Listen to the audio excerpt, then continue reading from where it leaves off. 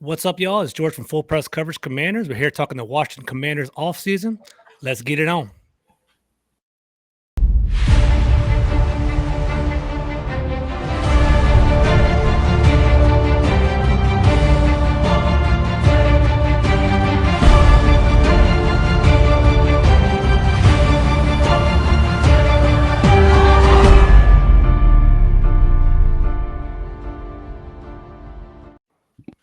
What's up, y'all? It's George Carmi with Full Press Coverage. I'm here with my man, Big Doug, host of the Big Douglas Show. How you doing today, bro?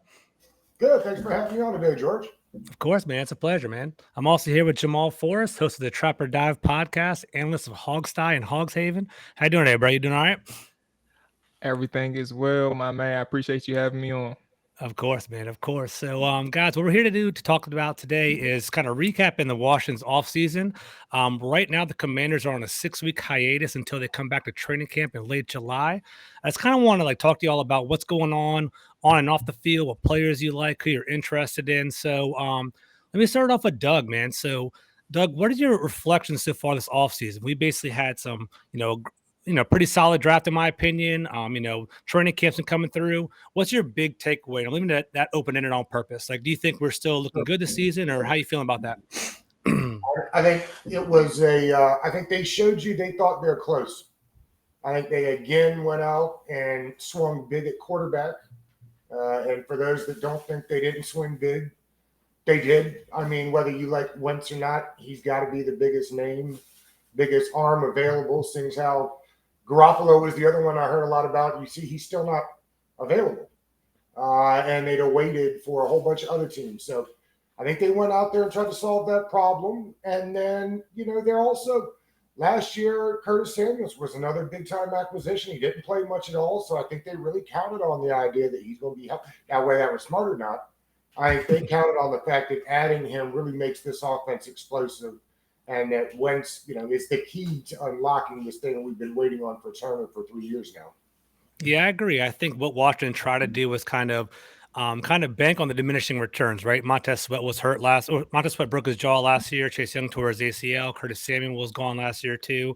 I think they're hoping that everyone will bounce back and contribute. So hopefully that will kind of show some progress this year. And the identity that Carson Wentz is that much better than Taylor Heineke that they should improve. Doug, before I throw it over to Jamual, are you a Carson Wentz fan? How do you feel about that? I am. Somebody put it to me this way. It made a lot of sense to me the other day. It was one of these random, questions on Twitter. So over the last 6 or 7 years, what quarterback scared you the most when they played Washington, be it the Redskins or Washington football team? For me, it's been Carson Wentz for half a decade. And so if this guy is anywhere close to the MVP that we saw, I mean, it's unfair to say. It's fair to say he's been on 3 teams in 3 years now because it's a fact. Mm-hmm. But new GM came to Philly, drafted a quarterback in the second round. I mean, what does that say? I mean, they were ready to move on. New head coach, new general manager. That usually happens. That shouldn't be surprising. Last year, to me, was a problem with the owner. I don't think if you could get truth serum to the general manager, they would have traded away a guy they just spent a whole bunch of draft picks on, even if they got a fairly good, return package. Mm-hmm. So I am high on him. I think he's the best quarterback we've had since Kirk Cousins, I suppose.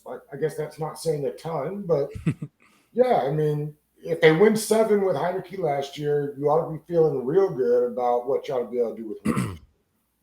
That's an interesting perspective. I never really considered who Washington should fear the most, and definitely Carson Wentz was a menace, especially during that Ryan Kerrigan era we had here in DC.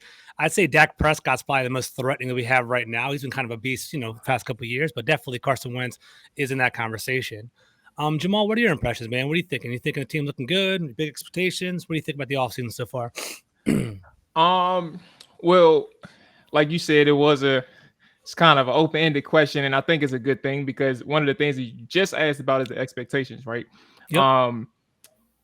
I think, I guess to add on to the conversation, because I don't necessarily disagree with anything, to add on to the conversation is the expectations wasn't necessarily something that fans put out there. And to be more specific, Ron Rivera put out expectations this offseason from February or March. and started talking about how close they were, and all they really needed was a quarterback to kind of get the ball rolling for this team. He made his pitch at the combine, through the media, the national media, saying, "Hey man, Russell Wilson, if you're available, look, hey, come on over here. We got the mile for you. We got the pieces. All you need to do is come over here, have a little seat in Washington D.C. and we can win a couple championships or something like that." Oh, Deshaun Watson, I know. Hey, look, I know you going. This is in March. In February, Deshaun Watson, I know you know what I'm saying. I know you're going through some things in Houston. You want to get out of there. Let's go ahead and what I'm saying, make that move to Washington D.C. Like wave that clause. All these other things to these quarterbacks, and essentially just saying, that is the position that they really need. And I understood it, but I think it was short-sighted because he started naming off these stats with the offensive line, the 1,000-yard rusher, and Antonio Gibson, and all these other things. And while it, technically it's accurate, I just don't think it's the full picture. And obviously, when you're trying to make that picture, it's one thing. But when you talk about the offseason that they did to this point, grabbing Carson Wentz is probably they're playing C, maybe even playing D, who knows? But they got a competent quarterback, and that's all good. And I like the idea of Carson Wentz in this offense. That Scott Turner is a person who loves that vertical game, and he's dialed up plays as I've continued to watch him.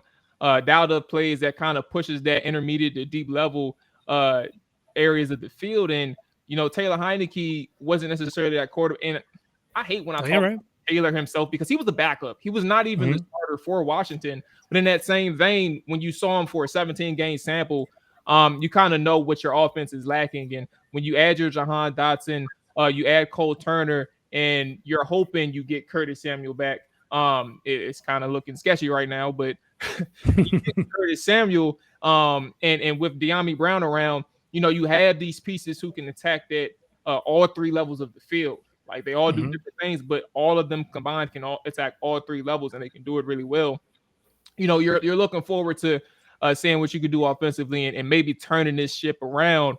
But the defense is also a part that you all spoke on, George and Doug, that when they say that they're content or they think that they have pieces to win, they showed it. They didn't worry about adding anything defensively except for through the draft. So they showed that they were content defensively, and that whatever happened on the defensive side of the football, and in some vein the offensive side of the football, it was all about a fluke 2021 season, and they're trying to prove this thing in 2022 to say that, look, we can do it with the pieces that we already had. I love that, Jamal. That's a good take for real.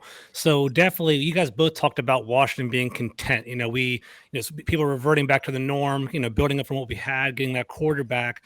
Was that the right decision, Doug? Do you think they were prudent in actually kind of being patient and kind of waiting on that? And do you think our defense will come back to the norm? Like, do you think the defense is, was last year the outlier, or was 2020 the outlier? Like, what do you have in regard to that? Go ahead, Doug. What do you got? Yeah, I mean, last year, we forget Sweat had a lot of personal issues. A lot of times we forget, right, that they're not actually video game players, and that they're real young men. Most of them 25 and under a lot of the time. He went through a lot of things last year. The team on a whole went through a COVID, outbreak last year. Chase Young goes down early. So I don't know. They said that the communication got better at the back end of last season. Defensive played better last year. So I can see why they think they're close, because remember, that's the same defense pretty much that most of the national guys had as a top 5 defense last year. Problem was the offense was better than the defense last year, even with the backup quarterback in. So am I surprised? No, only because the staff has shown to be fairly arrogant. I can see that. And that's okay. Being arrogant is not a bad thing if you're right. Being arrogant and wrong is a horrible thing, because that's what sets you back. So if they like where they're at, and I still think they'll add, a veteran middle linebacker, they'll probably add one more veteran defensive tackle. I could see, the star Latualegi is still out there. Somebody like that just comes in, gets 20 snaps a game. Yeah, role player. That's right. So if they're right, then it all makes a lot of sense. I think that they are closer to being right than not, but we'll see. Okay. Interesting. Jamal, what do you think? I mean, was that kind of an arrogant strategy to kind of like, I feel like the draft was more of like plugging holes and finding specific players to basically fit a need for this team. Were you happy with the draft strategy? Did you think that like, are they, do you see their vision? Do you agree with it? Is what I'm asking. So I like how you phrased the question. I do see their vision. Mhm. I understand what they were doing. And I think the question of do I agree with it or not, I actually think this should be a larger question too, like or a response, excuse me, on my side. When we talk about if we agree with it or not, I think it's okay to have those type of opinions. But at the That's end of the true. day, you got to understand, you meaning the people that's listening, and myself included, you have to Mhm. understand that it doesn't matter if if we really agree with it or not. Facts. Like Facts. if you understand what they're doing, that's one thing. If you don't understand what they're doing, that's another thing as well. But if you Mhm. see it, you have to just say, all right, well, you decided to sit on this side and go with it, sit on that hill and go with it. If you're right, you're right. If you're wrong, let's find out why this strategy didn't work. And for Mhm. me, I was able to see it. I like Jahan Dotson. Again, I Mhm. told people before, he was my fourth rated receiver in the NFL draft coming out. So, and he was, for those who were wondering about Olave, I had Olave fifth. So, like, for them to pass up on Olave at 11, I wasn't too upset at that. But in that same vein, your fourth receiver is selected, and he was probably higher rated on their board than Mhm. he was on mine. So, like, Great if you point. make those, if you understand that, and the same thing with Phil Mathis, a lot of people don't understand, as much as you all want to say this is not you all specifically, but as much as you all listening, or if you had those thoughts of he could have been available in the third or fourth round, well, guess what? There were also people out there in the NFL who legitimately had him on their first draft Yeah, first grades. Like board. they Mhm. had that out there. It was legit. Like Yeah. it wasn't make believe. So if you thought that he was going to last until the fourth or fifth round, maybe even late third, guess what? Washington did a good job taking him where they took him. So you just have to understand those things. And if you see their vision, if you understand the player too, you have to watch the player. Don't worry about where they drafted them. Watch them. You see what these kind of guys do for your team. And I think the first three draft picks in Phil, Brian Robinson, and obviously Jahan Dotson, those are going to be your guys who contributes the most. And you have to hope that those three, at the very least, pan out. And everybody after them kind of hope, that they actually contribute to some degree. So Dakota. Oh my God. Can you all still hear me? Guest appearance. Yeah, I got you, man. Yeah, you're good. Okay, all right. Now I was just making sure she's over here messing with my cords and stuff. So Nah, yeah, you're good, bro. I'll end it there. But yeah, I just think that you have to understand their vision. If you agree with it or not, that doesn't matter. But if you see it, you just have to let them rock and see why it doesn't work or why it does work. No, that's a fantastic answer, man. Like I definitely think that all of us are into this, right? We're passionate into the Commanders. That's why we have these podcasts and writing these articles and get into them. But at the same time, they're there 24/7. They're professionals. They got a job to do in regard to like talent scouting and the game plan and things like that. I think the one benefit is there is a clear vision. They did want to build the offense and build around Carson Wentz. So I do like seeing that whole perspective and that growth right there. I do like Jahan Dotson. I think they had him higher rated than what the fans thought in regard to his stats. He's very pro ready. He's walking in and kind of eating up in camp right now. So I'm looking forward to that. So we'll kind of see how everything plays out. Big Doug, like before we move on to Terry McLaurin, I'm going to talk about him in a second. How do you feel about the draft? Is there anyone that stands out to you in particular that you like? Are you happy with Dotson, or do you wish we went in a different direction? What are your thoughts on that? Well, I like Dotson. Real quick, I want to comment on what Marl said though, because he's right, and I don't think we get it sometimes. Like they're not just in there looking at a board that they made up on draft day. Mm-hmm. And they're working phones, finding out who's taking. Like, hey, you like this guy? What's going on here? You heard about this guy? Who likes him? Who else likes him? Where's he going to go? Last year, I remember them saying, they were surprised Cosme made it that far. They thought he was going to go a full round earlier. They didn't think Diami Brown would be that far.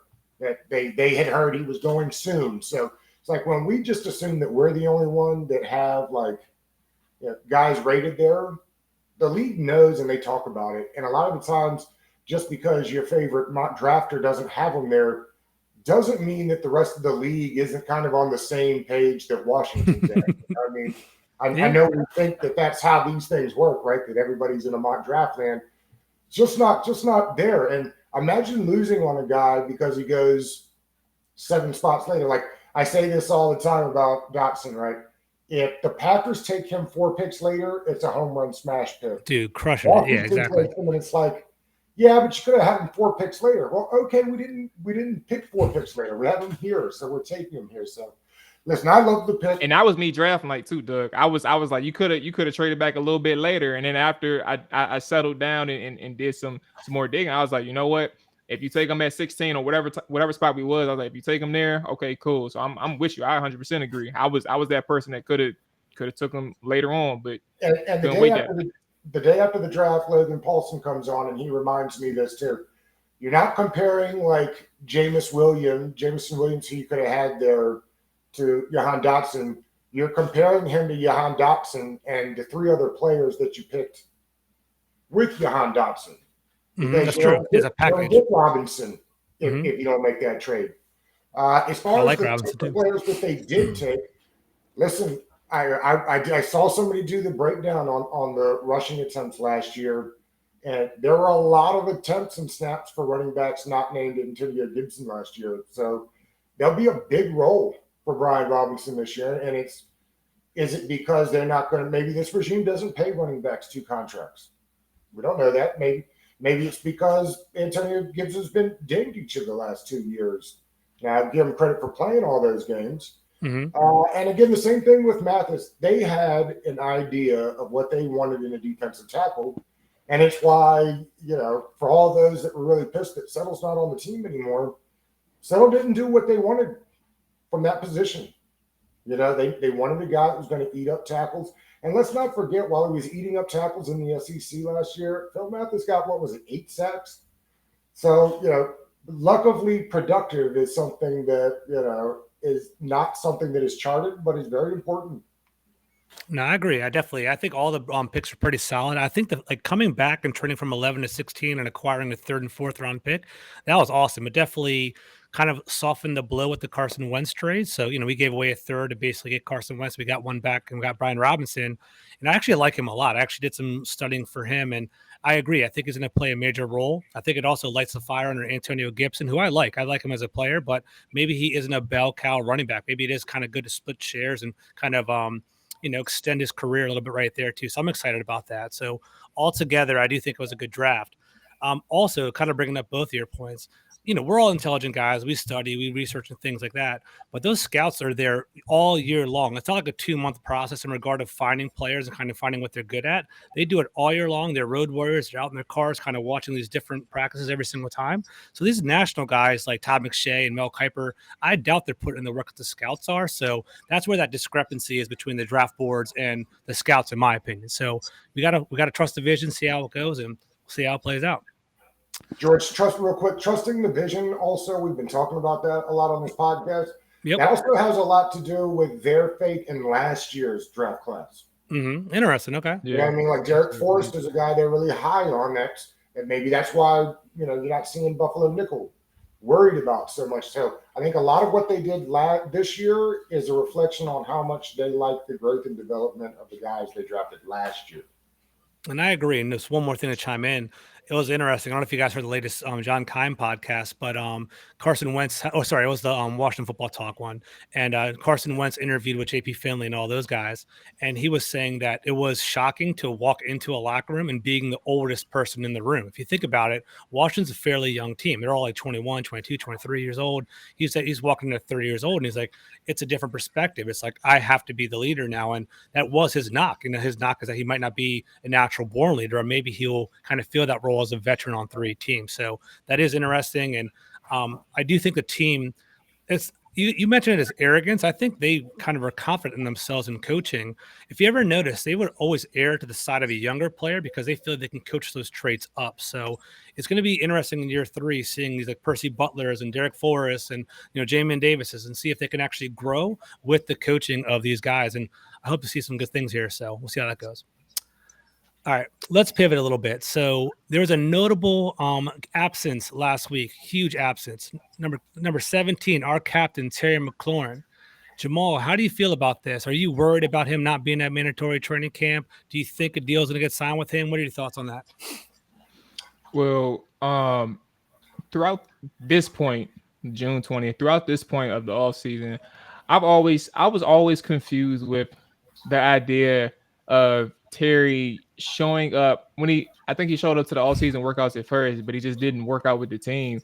And all I said throughout the entire time, I said, if you're going to hold out, why are you showing I'm up with at you. all? Like, I'm with you. don't half-ass it. Just do it. Just hold I'm out. with Don't you. show up to anything. Don't do anything. Make that statement known. And for him to and I gotta full circle this, but for him to not show up at minicamp, I understood it and I appreciated that because there was no more tiptoeing the lines. Like, you can't tiptoe the lines and show the team that, sure, I am that teammate that wants to be here for my team and my coaches and show my face and understand that I am committed to this side. And then also, like, oh, by the way, I want my money. So if you all don't mind, can you please pay me? No, like, I need my money. You need to stay on that one side. Give me my bread type of deal. So for me, with Terry, to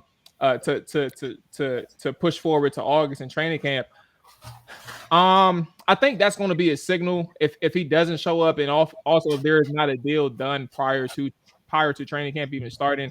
I think that's kind of some things that you have to worry about. I mean, if there's no deal in training camp, that's one thing. But if you don't completely show up at all, then you kind of understand like the direction in which this could possibly be going for the Washington Commanders and Terry. I think it's going to be in their best interest, obviously, for them to have this deal done before training camp because you want to make sure that him, me and Terry and Carson Wentz are able to work on the field together and actually establish something, because just talking through text message and phone calls or whatever they're doing right now ain't going to cut it. I agree. Terry and Jamual don't even speak right now, but Terry and Carson does. But they're not on the field necessarily working out together. So I just think it's going to be interesting moving forward. I think that a deal needs to be done prior to camp. But if you're not seeing anything at all before the season starts, you're looking at a situation like Brandon Sheriff. You're looking at a situation like Kirk Cousins in terms of playing the tag game. So you either pony up now or have to deal with this whole thing for another at least 2 years, because you're going to tag them, and then you may have to either trade them or you may have to either tag them again if you don't have that money already in his hand. So no, or even let him walk. I'm sorry, or even let him walk. But you don't want to do that because he's too valuable of an asset just to let him go for free. You nailed it, bro. I'm right there with you. So I love that point. Basically, minicamp was 3 days in the middle of June. If he does not come to those 3 days, he has a nice 6-week vacation until training camp. What's the point of even coming for 3 days, right? So realistically, I didn't see him even coming to minicamp at all. But people were kind of getting anxious about it and bringing it up. But I think it was a good move. It also was a little like red flag for his. It was a marketing point for his agent. Hey, we're playing ball, man. We're not going to come. We're not going to come. And basically, it's really important for us to get this contract done. I agree, Jamual. If he doesn't come to training camp, that's going to be more of a red flag. It might become more toxic. And Doug, I'm going to throw it over to you in a second. I'm going to ask you kind of a weird question and go back to Terry again. Would it be smart at all to even go down that route with Terry McLaurin with the whole tag game? Because if I look at the tag, I believe it's like 21, 22 million. That's going to be cheaper than his actual salary. Would you do that, or is that a bad just bad show of hand for the team? What do you think? Well, you talk about show of hands. I'll put it like this. Players that win a ton of money in poker make their money off bad hands. Everybody wins with 2 aces. So what I mean by that with Terry is it's easiest to get a deal done for the fans, for everybody involved. But that doesn't mean that. So in 3 years, Terry's 30. Yeah. Okay. And this is an interesting thing, and I forget who did the math on it, but it was kind of when they were doing the Sheriff stuff. That thing they did with Sheriff with the contract in the 2 years, I mean, that was a great deal all around for the franchise. And then he walks and they'll get the comp pick, and everybody got paid well. Terry for 2 years at around $23 million is a steal. And then you get the comp pick, and you assumingly are drafting wide receivers all along. In the meantime, they may just be under the camp. We're not paying receivers $25 million. It's not the business we're into. I'd be curious to know how shocked Ron was that the receiver market took off before they were able to get a deal done, right? Like maybe they weren't quite worried about the deal because nobody was getting these kind of deals. And then you got Christian Kirk, and then you've got Tyreek Hill, and then you've got Hollywood Brown and A.J. Brown, and all of a sudden, decent receivers are getting first-round compensations and $25 million, and maybe it made the front office say, oh, wait a minute now, that's not really what we want to do. So I think they'll get Terry paid. I think Allen, if I'm not wrong, got done at the end of July last year, right before camp. That seems to be their way of doing things around here, even back to Bruce Allen. Maybe this is when the TV money goes in for Snyder is in July. I don't know that, but maybe that's the reason why he tends to like these things to happen. Yeah. So I guess a long-winded answer to your question is I think he'll get paid. People would be mad, upset, but I can see a way where they didn't. They played the franchise tag game and everybody wins. And Terry still gets a big contract from somebody else in 3 years. Now, that's putting a lot of pressure on your fans to go through that every year. That's true. And the front office, we know well about that. So I think he gets paid, but I can see a way where both sides win by not paying him. That's interesting. To put some, Jamal, I'll go back to you in a second, but basically to put a little stamp on it, right? So John Allen signed July 26th, the day before training camp last year. That was kind of his thing. I love the conversation you brought up. I'm going to throw it to Jamal in a second about this. So it's going to be an interesting year next year, right? We drafted, I think we had like 4 or 5. I think there were maybe 5 or 6 first-round wide receivers this year in the draft class. And now we're starting to get to a crossroads in the NFL. It's like, do you pay these big market wide receivers and pay them $25 million? Or do you start looking at rookies and kind of relying on them because the wide receiving class are starting to come out more and more every single year, basically more prepared. We saw Justin Jefferson, we saw Jamar Chase. We're starting to see those guys. And I wonder if they're the outliers or they're the norm moving forward. So I'm going to ask you that in a second, Jamal. Well, I'll ask you that right now. What do you think, Jamal? Do you think you should pay Terry, or do you think following the whole rookie class is the way to go? Well, I think that's a hard question. Sorry to put it No, you're good. I think it's a twofold question. Like, so first off, I'll pay Terry. I think I would pay Terry. I was at the 23 number. What is it, June? I was at the 23 number, like right before free agency started. Because I remember what changed was the Christian Kirk deal, and I didn't know what that meant for the market. I wasn't that fast on the cap stuff, but I was around 23 before Christian Kirk got signed, and I was like, I mean, that's gonna be a comfortable number, but then you take into account all these other deals, and I think Doug brought up a great point. Like, what is the cap for the front office? Like, what are they saying is not necessarily a good deal for them? And again, this goes back to their vision or their principle when it comes to money now, not necessarily a draft board. What's their principle? And if you understand their principle is not about Terry anymore, it's about running a successful team. And do you agree, whether or not you agree that you have to pay a certain player X amount of dollars to keep him just because he means so much to your franchise, or I'm not going to pay this position this amount of dollars because that's what we believe in.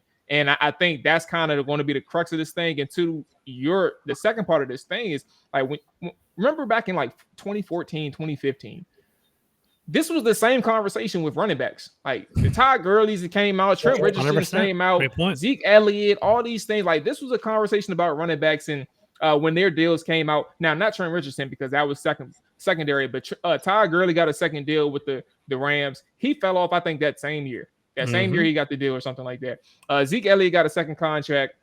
Melvin Gordon was in contract talks at one point. Like it was a ton of top running backs at one period who you're saying you're not paying and you're not even taking running backs as high as they did. Like some were getting picked in the top 10, top 5. And I think that's kind of the conversation here too. Like, do you pay a running back a certain amount of money when the shelf life is around 3 years in the NFL?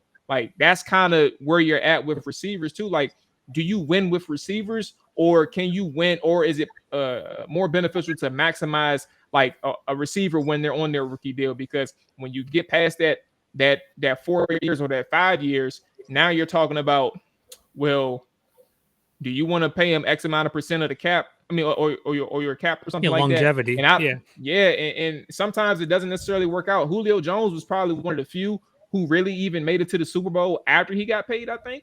And y'all can help me out with some ones that come off the top of your head, but you rarely see teams make it further than, a playoff win, maybe even a Super Bowl with quarterbacks that's on their second deals or their biggest deals, or even receivers in that same thing. That's true. It's kind of, regard to like salary cap allotment, it is kind of smart to build your team in the right kind of vision, right? If you kind of spend too much money in one end, you're gonna have a deficit somewhere else. So I definitely see where you're coming from there. I think the And last thing Devontae Adams too. My bad. I just that's the one. That's the Yeah, second I one was that popped thinking in about, my I was head. thinking about They Devontae. traded him. Yeah, And think exactly about right. the Steelers who draft a receiver pretty much every year in the first 3 rounds. Wide receiver factory, man. They're always killing it out there.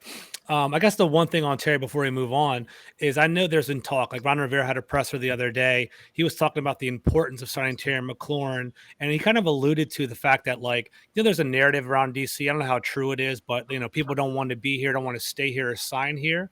They want to kind of prove that they sign Terry McLaurin long term, that and he continues to thrive. That's like that benchmark. We are a factor. We are building our team up, and we do want players that want to be around here with McKissick and now McLaurin and things like that. So I think that's in the back of their mind. But I do think the wide receiver market is going to get better as the rookies come on. But I think Terry McLaurin is an exception. I think coming in, what's up, Roger? I see you over there. I think coming in, basically, Terry McLaurin is the face of the franchise, captain, leader, does things the right way. If you don't sign him, I think it's a bad message for the rest of the team, in my opinion. So that's kind of what I'm looking at. No, I 100% agree with you. I think it is going to be a bad message, but look, if you stand tall on your principle, and I'm not saying this is the actual case, but I just agree with Doug too. Like, if that principle does exist for them, and if they stand tall on it, I respect it. But Terry McLaurin is going to be that's a rough example to start with. It's a rough example to start. I agree, and honestly, like, to be straight up, like, it'd be more prudent for him to go somewhere. Like, I love Terry McLaurin, I love him here in DC, but if he like goes to the Chiefs or like the Packers, like the Broncos, if he just goes to a team with a legit elite quarterback, he's gonna blow up. He's a good all-around wide receiver. So Washington needs to keep him here. So we'll see how that plays out. Let's do one more question on the field and a couple off the field. So last question about training camp. I throw it to Doug. Let's talk about player and position, right? What is one player that you're really excited about? It could be a rookie, could be a returning player that you're excited about this year. And what's a deficit that you're worried about moving forward with their team? Well, I'm excited to see Curtis Samuels be healthy. Mm-hmm. I got a couple. Let me cheat here on you, George. Go ahead, bro. It's all good. I'm excited because we just didn't get to see him much, and I know what the offense looks like when he's healthy. I think I know what the plan is when they got him moving all over the field. Mm-hmm. A player I think is going to have a really big jump this year is Cosme. Mm-hmm. Okay. Cosme's in for a really big year. You could see him getting better as the season went on. And I frankly don't think if there's a difference between Sheriff and Trey Turner, it's not big enough that I think it will squash his development. Interesting. Okay. And then just finally, my personal favorite, who I just am higher on than most, is Bates. I think Bates is in for a huge year. I think Thomas is probably looking at the pup list for the first 4, so he starts out as QB1. Very excited to see what he can do this year. There you go. I like that, man. Bates. I think the whole tight end group's going to be interesting altogether, right? I'm really excited about Cole Turner personally. I'm excited about him, but definitely Cosme coming back. Bates would be pretty solid. And then I guess we didn't finish it off, Doug. What are you worried about? You said you like those players. Is there a position group you're worried about? Not really. Okay. I think it's interesting. I mean, maybe the tight end room, just because outside of Thomas, it really is just it's a bunch of rookies and Bates, right? Cool. So I mean, you're not really sure what's there.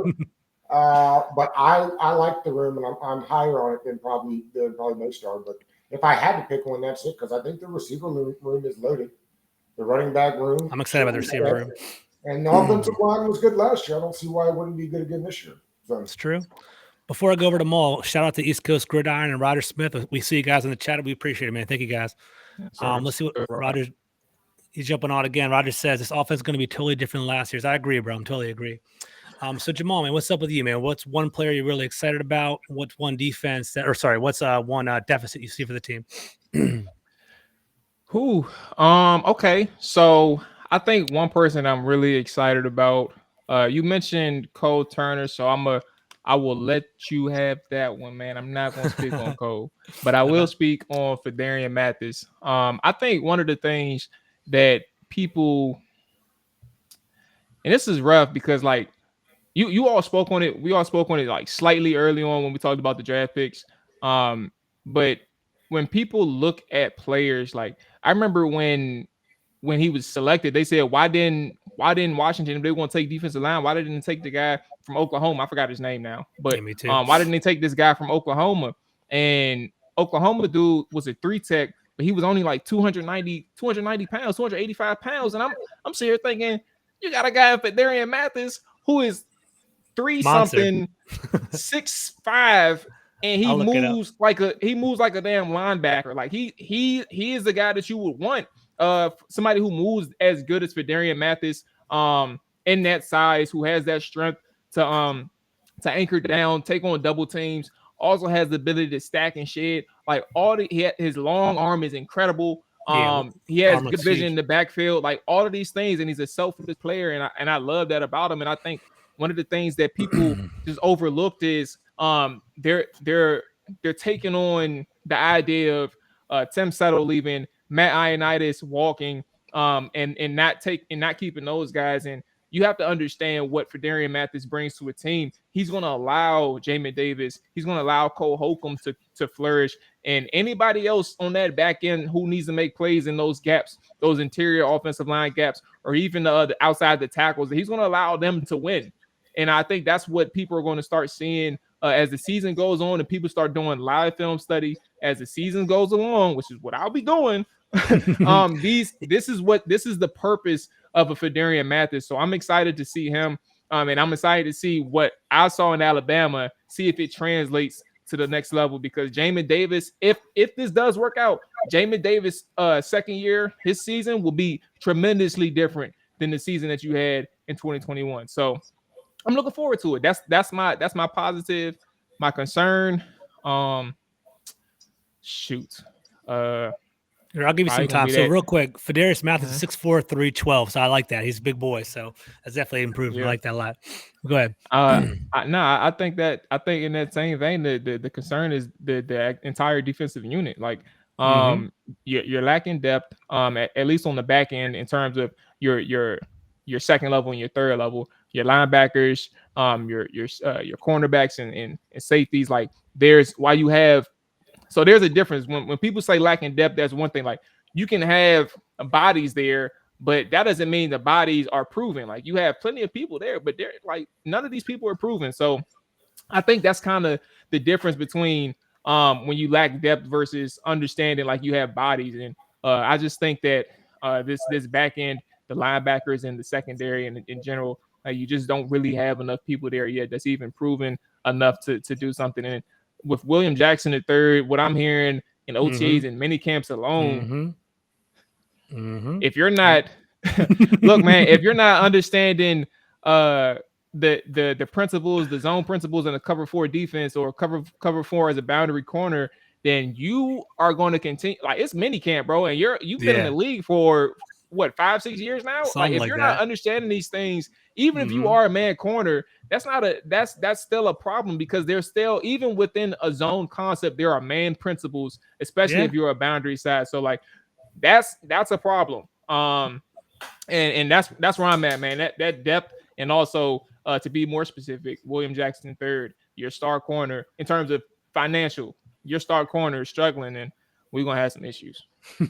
I'm with you. That's why I like having Jamual on here, man. He's smart. So I heard the same thing, man. Same thing. So for one, Roger, you're correct. You and Roger, Jamual on the same page. Getting Fedarian to do a 5-4 defensive line. I like that. Kind of free up the linebackers. It's a good thought right there.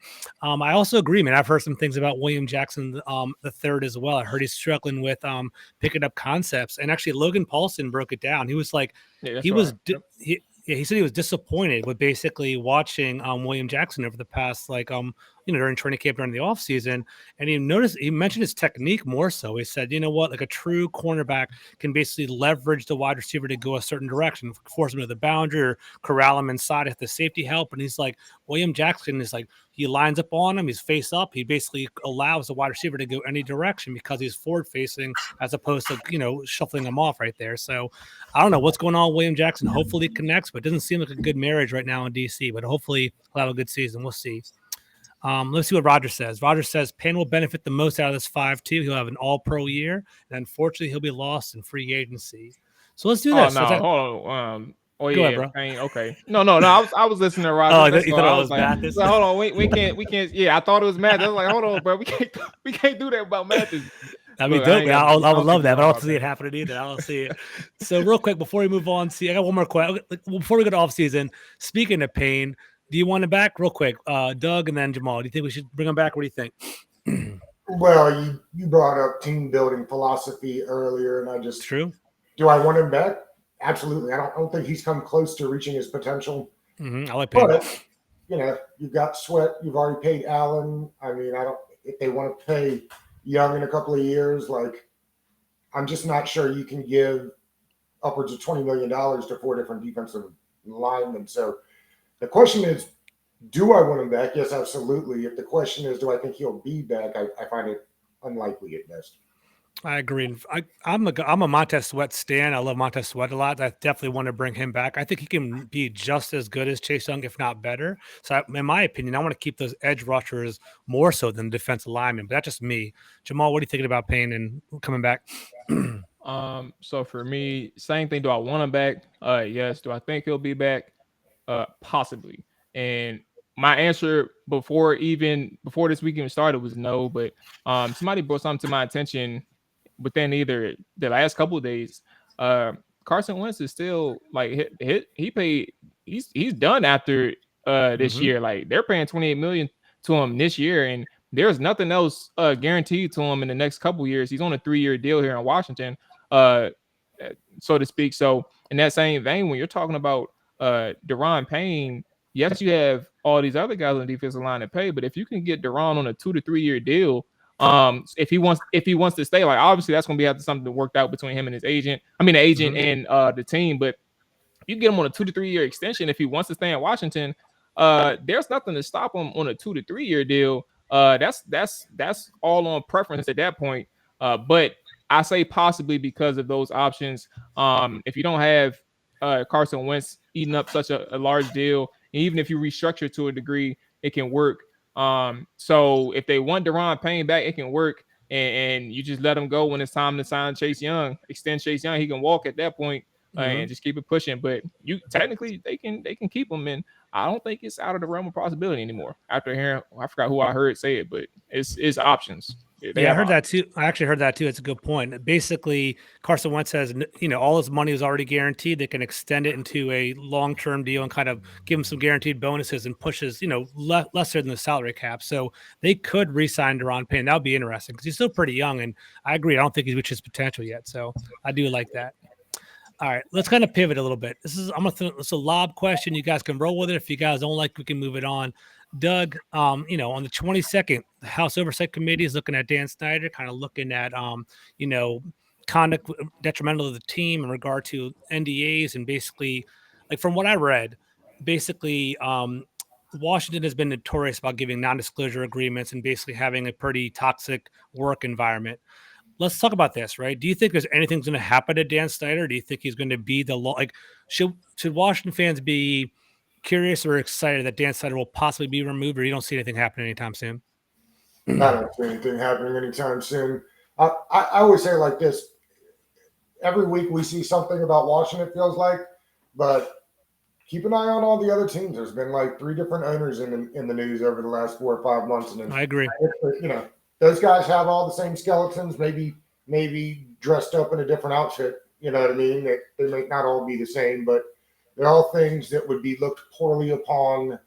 So none of those guys are in a big hurry to set the bar for where one loses his organization from. So he's not going to testify unless they subpoena him. They're not going to kick him out unless it's just nasty, nasty stuff. Not that this stuff isn't nasty, don't get me wrong, but it's got to be nasty to, through him.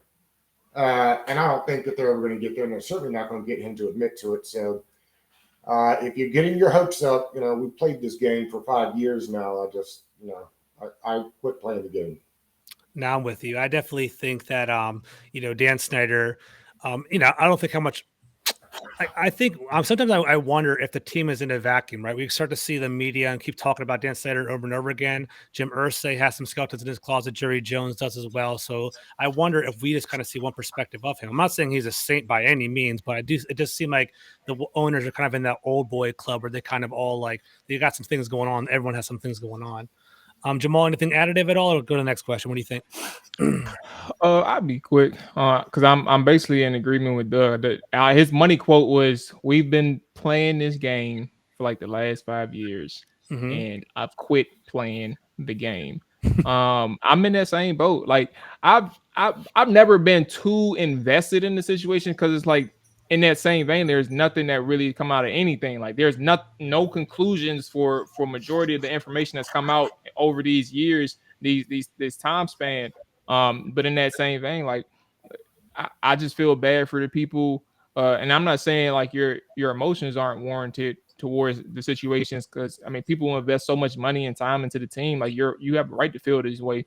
But I just feel bad for the people who've been so invested into the outing of Dan Snyder, because it's like when you're looking, I'll just be honest, when you're grasping for straws, you're grasping for anything that kind of is the nail in the coffin, and without even giving something due justice. And that has nothing to do with any one thing in particular. It's just the culmination of everything. Like you have to just understand that the totality of it. And I think it's much larger than Dan Snyder when it comes to the things that goes on in the NFL. But because we know what Dan Snyder's history has been in Washington for over 23, 24 years, we know the situation closer than the national side or even Congress and things like that. So we know that we're hoping that this is the one because of all the other things in the past. But in totality, it's just another owner. Does the same thing that others do. All right. So speaking of which, I'm glad Doug's on here for this question. I tailored it specifically to you, Doug. What are your thoughts on Dan Snyder and this whole stadium, man? So this whole stadium issue, because I know you've been having a lot of interviews and talking to, I think, Michael Phillips about it, right? So I want to hear what you got. Yeah, well, I mean, I'm invested in it because my family still lives in Woodbridge. So that was exciting to me to get it that close. It says to me that incredible. Nobody wants to do business with Dan. I mean, that's what it comes down to. Because despite what politicians say, like I heard one guy say, well, we'd rather have, a expansion team come in. Well, other than Dan Snyder, it is an expansion team, right? I mean, other than the colors, uniforms change, names change. They're hoping to change venue and location. So this is as close as you get to an expansion team, minus the fact that the owner is in place. So this says to me everything you need to know about Dan. Nobody wants to do business with Dan. They started off offering him money. And then when you realize that nobody else is, I mean, you're not going to bid against yourself. So when nobody else was offering, you see these numbers slowly declining. I think it still eventually ends up in Woodbridge.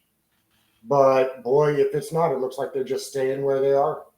FedEx 2.0. Jamal, what do you got, bro? I don't have much to say on this one either, but I'll say FedEx 2.0, man. I would just, if there's one thing I have to push, it's just that y'all need to give, y'all meaning everybody involved with this stadium deal, y'all need to give FedEx and Landover another opportunity, because after understanding everything that has come across since this whole stadium deal has started to come to a head, you come to know that they never respected the land, PG County and Landover in the first place. They were just looking for a spot to put the stadium, and you never invested around the stadium. You never really cared about the neighborhoods, the communities. You never really wanted to build up the development in this area. But guess what? PG County is doing that now, and I'm proud of it. I've been in PG County ever since I was born. And I need people to understand who come here from out of the area, who loves the trash about Landover, which was valid up until the point that you understand that they've been creating changes. It was not necessarily 100% valid. There were still inequities in the area, but valid in the sense of the stadium context, the context of the stadium. But now you understand what they're doing in the area, the money that they're putting into this area. Give FedEx and Landover another opportunity. I'm all for FedEx 2.0, and having people's opinions change. So I'm here for it.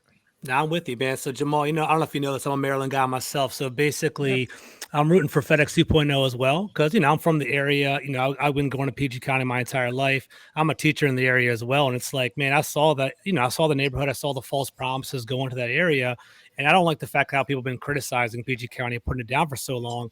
I do want a fair opportunity to kind of have it built up and to celebrate it, right? And Jason Wright talked about having investing in the community and investing in diversity and things like that.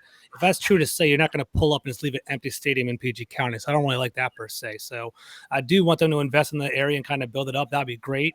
I know a lot of people are kind of complaining that, it's too far away from DC, but I mean, it's a highway right there. It's pretty easy to get on. There's a metro right there. Right down the street. Central Avenue take you in the city. It's a 10-15 minute drive from the stadium to DC. Like straight shot, bro. Jamal, I'm telling you, I think people kind of criticize they don't live around the area. It's actually pretty close. Whenever I pull out, and it's like, boom, I'm on 495. I'm gone right on my way home. It's pretty easy to come back. It's not that difficult, but we'll see how it all plays out. But we'll see. All right, last few questions, and we're almost done. So let's go back to football again, right?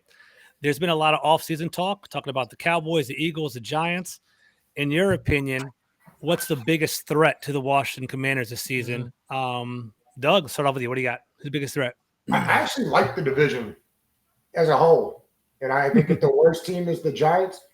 Giants fans are probably thinking with the new offense, they got something cooking up there. Now, I disagree, but I think it's probably still the Cowboys. Yeah. And I actually like what the Eagles have done. Mm-hmm. I think that those three teams are on a much even playing field than they were last year. Let's put it that way. I think those three teams will all be competing for the division title at the end of the season again. So I wouldn't have any of those three teams ranked higher than the other one. Maybe Dallas, just if you're a Dak Prescott believer and he's healthy again this year. I don't think he was actually healthy last year. Mm-hmm. Maybe that's the order I got him ranked in. And George, I'm sorry to do this to you, but I got to pop off, man. I'm getting ready to do my podcast here in a couple of minutes. I got to jump off. No doubt, man. We're going to wrap it up anyway. But yeah, Doug, if you got to go, it's all good, bro. Thank you, fellas, for having me on. I appreciate it. All right, see you, man. All right, Doug. All right, Jamal, last question for you, then we can wrap it up too. So what are you thinking, Jamal? Hey, I'm in that same Thanks, boat. Well, Doug said he likes what the Eagles have done. I love it. I ain't gonna lie to you. Look, last year was different. Like when you look at the Cowboys and you say, they only beat teams, with losing records and things like that. That is factual. And when you look at the Eagles, they've only beaten teams with losing records and things like that. That is factual. But guess what happens? What's the difference between what the Cowboys did and the Eagles did this offseason? The Eagles understood where they stand currently or when the season ended. They didn't have a lot of pieces. They didn't have a lot of versatility offensively. They also didn't have a ton of help in the secondary defensively on that side of the ball. So what do? They get A.J. Brown. They trade for A.J. Brown to go along with Devontae Smith.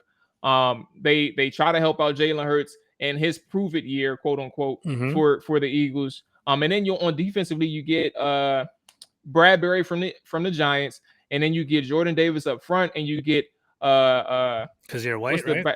The linebacker from Georgia. Nakobe Dean. Dean. You get these guys to fill out all three levels of your defense. Your attacking success, like that phrase is true and is accurate when it comes to Jaquiski Tart from the Niners, what Roger Smith said. So like when the phrase attacking success exists and is relevant when it comes to the Philadelphia Eagles. I love what they did because they understood, again, you weren't really necessarily a threat to the bigger and better teams in the NFC or even in the AFC when it comes to winning records and stuff like that, or even competent teams. But guess what? You did yourself a huge favor by bringing in bigger pieces to compete and try to continue building on what was a mixed result of 2021. So I'm all for it. I think they're the number one team. I think Dallas is number 2. Washington's number 3, rightfully so. Up until the season starts, they have to kind of prove that they can overcome both Dallas and Philly to huge issues in terms of being able to run the ball effectively and maintain possession. Washington couldn't really do anything against either one of those teams. On either side, on one side of the ball, if not both. So that's kind of where I'm at. Giants is whatever. I think we're gonna sweep them. I like it, man. That's a good perspective. I think you're right. The Eagles built up holistically, even if Jalen Hurts isn't the answer. I kind of like Jalen Hurts. I don't think he's like a dominant quarterback. He's a great fantasy quarterback. He's definitely going to run the ball and score some touchdowns that way. But we'll see how that goes in regard to like overall talent. I do think the Eagles are definitely pretty solid. And I think 2 wildcard teams will come out of the NFC East. It's going to be between the Cowboys, Eagles, and the Commanders. We just got to see who's more healthy there. So last question, Jamal, and we'll wrap it all up. Is Washington a playoff team this year? What do you think, bro? Hey, so look, I got something. Look, the short answer is yes. But here's how I base, and I'll tell people this every time somebody asks me this question. It's the same thing of what do you think they're going to do this season type of thing. And it's all based on Ron's expectations. Like, you set the tone for this season. You said that you will have to win now. You said that this year 3 is a pivotal season for your team and the Commanders. So if you're saying all that, all right, well, let me rock with your expectations. I'm going to sit here and tell everybody who asked me this question, because I do more than halfway. Like, I'm probably like 70% on his side anyway. But if you're going to sit here and say all these things, okay, cool. Let's go ahead and get to these playoffs. I think at minimum, this is a 9-win team. And we'll see where it goes from there. Anything under that, I'm not going to sit here and say I'll be completely surprised, but I will be disappointed given the fact that, you know, the campaign this year was all about we're just a quarterback away, essentially. So let's go ahead and see what Rivera is talking about, what the staff is talking about. I think that this is a playoff team. Now I'm with you, man. I think a floor for 9 wins is reasonable. I'd like 10 wins. Anything below 9, I think, would be a disappointment for us. I think there has been a lot of buildup for Washington. And Roger, I see you, man. I think so, barring injuries, there'll be a playoff team. And Roger, thanks, man. You've been blowing up the chat all day, man. I appreciate that for real. So we're going to bring it on home. So first of all, Jamual, man, thank you for everything. Great insight. I really appreciate you, bro. Tell us where they can find you on social media and what are you working on? So first and foremost, Jordan, man, I appreciate you having me on. This was a pleasure, man. And as you know, like I almost couldn't do it because of these people, you know, that we talked about before we got on. So, I appreciate you having me on, man. You can find me at Let Maul Tell It, MUAL for those who don't know how to spell my name. At Let Maul Tell It on Twitter and Trapper Dive on YouTube, Instagram, all that good stuff. Right now, I'm still doing my film studies.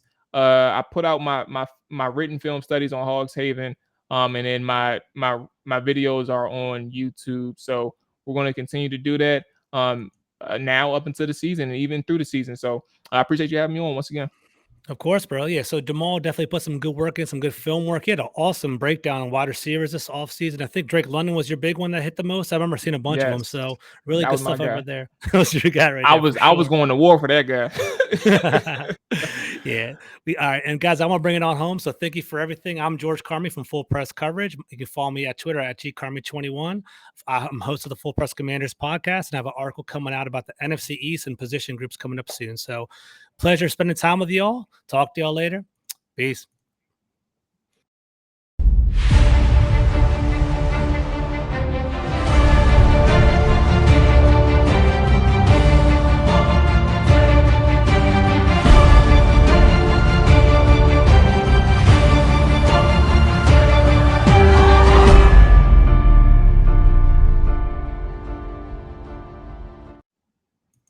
All right, brother.